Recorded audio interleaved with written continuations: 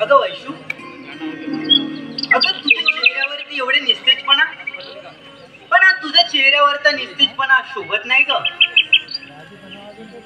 बघ दिनेश, हा निस्तेजपणा चेहऱ्यावर कशामुळे हे तुला पण चांगली माहितीये.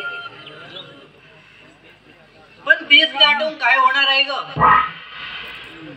हा जो तुझ्या मनात काहूर माजला आहे तो त्या केवळ घरातल्या भांडणामुळे ना. पण त्याच त्रासला दूर सारण्यासाठी मी इथं आणलंय तुला, पण ते सुद्धा साधं कळत नाही तुला. हे बघ दिनेश, असं काही नाहीये, पण घरातल्या भांडणांमुळे ना माझं मन जागेवर राहतच नाही. अगं आता ते बाजूला सार. अगं ही बाग किती प्रसन्न आहे ग.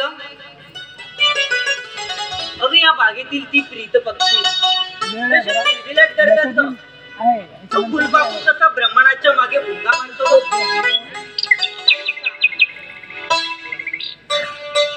आणि हे सगळं कसं आपल्या प्रेमाला आज मला आठवते आपल्या मिलनाच्या वेळी गायलेले गीत, आणि ते गीत आज मीही म्हणणार आहे.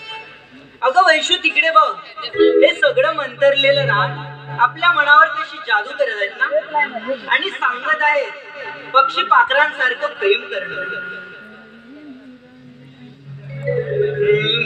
मंतरलेली राणे या रानात हरवूया,